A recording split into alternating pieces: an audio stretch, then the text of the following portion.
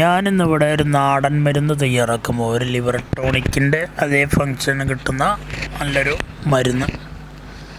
കയ്പം വേപ്പിൻ്റെ ഇല, തുളസി ഇല, ആടലോടകത്തിൻ്റെ ഇല, കഞ്ഞിക്കൂർക്ക, വെറ്റില,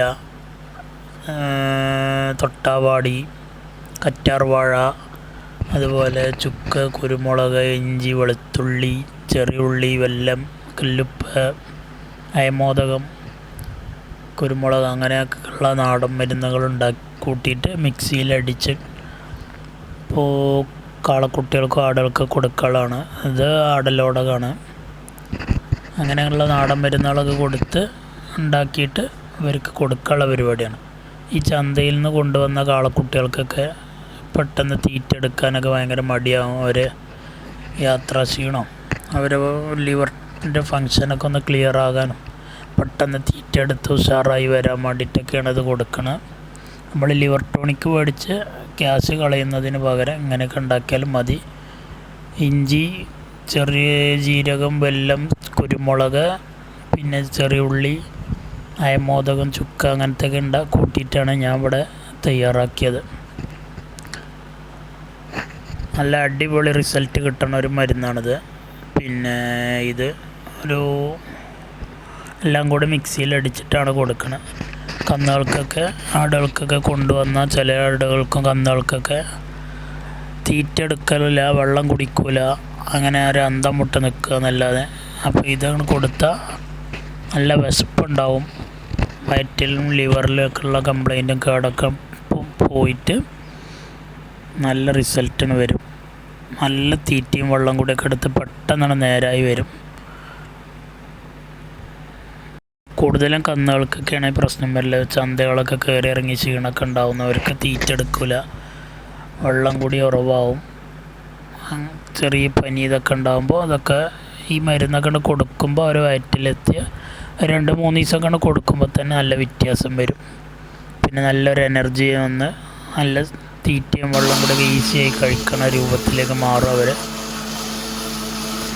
എന്തെങ്കിലും ചെറിയൊരു കോറിപ്പൊടിച്ചിലൊക്കെ ഉണ്ടെങ്കിൽ, പനിയൊക്കെ ഉണ്ടെങ്കിൽ ഇത് കൊടുത്താൽ നല്ല വ്യത്യാസം വരും. നല്ല മിക്സിയിലിട്ട് അടിച്ച് നല്ല രീതിക്കാക്കിയിട്ട് എല്ലാം കൂടി മിക്സായിട്ട് ആണ് കൊടുക്കുക.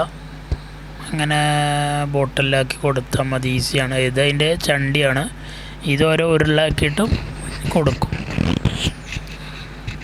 അത് കൊടുക്കൽ കഴിഞ്ഞാൽ പിന്നെ ഇത് ഉരുളാക്കിയിട്ട് ഇതും അവർക്ക് കൊടുക്കും.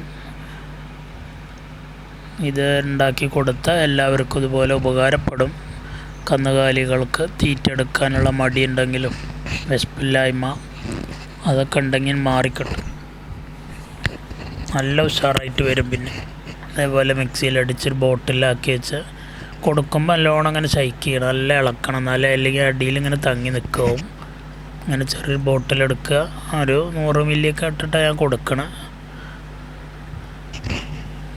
കൊടുക്കാനൊക്കെ ഈസിയാണ്. അവർക്ക് കൊടുത്താൽ നല്ല റിസൾട്ട് കാണിക്കും. കുറേ ഇത് വളർത്തുന്നവർക്ക് ഇത് ഉപകാരപ്പെടുന്നതാണ്. ഇതിനെക്കുറിച്ച് അറിയാത്തവർക്കുള്ളതാണിത്, അറിയുന്നവർക്കുള്ളതല്ല. ഒരു കുട്ടികളങ്ങനെ പിടിച്ച് പിന്നെ അവരെ കെട്ടിയോടുന്ന് കെട്ട് കഴിച്ചിട്ട് മേലൊക്കെ കെട്ടണം, നല്ലതാണ്. എന്നാലും അവർ നമ്മൾ തല പൊക്കിയിട്ട് നാവ് പിടിച്ച് കൊടുക്കുമ്പോൾ ഈസിയായി കൊടുക്കാൻ സാധിക്കുള്ളൂ. മേലത്തൊക്കെ പൈപ്പിനോ കമ്പിക്ക് എടുക്കുകയാണെങ്കിൽ പിടിച്ച് കെട്ടിയിട്ട് വായയുടെ സൈഡിൽ കൂടി കൈയിട്ടിട്ട് അവർ നാവ് പ്രസ് ചെയ്ത് പിടിക്കണം, അല്ലെങ്കിൽ തരിപ്പ് പോവും. കുരുമുളക് ഇതൊക്കെ ഉള്ളതാണ്, ചെറിയ എരിവുണ്ടാവും. അപ്പോൾ അങ്ങനെ ഈസിയായിട്ട് കൊടുക്കാൻ സാധിച്ചു. നാവ് പിടിച്ച് പ്രസ് ചെയ്തിട്ട് അങ്ങനെ ചെറുതായിട്ട് ഇങ്ങനെ ഒഴിച്ച് കൊടുക്കുക. പെട്ടെന്ന് ഒഴിക്കരുത്, അപ്പോൾ തരിപ്പ് പോവും.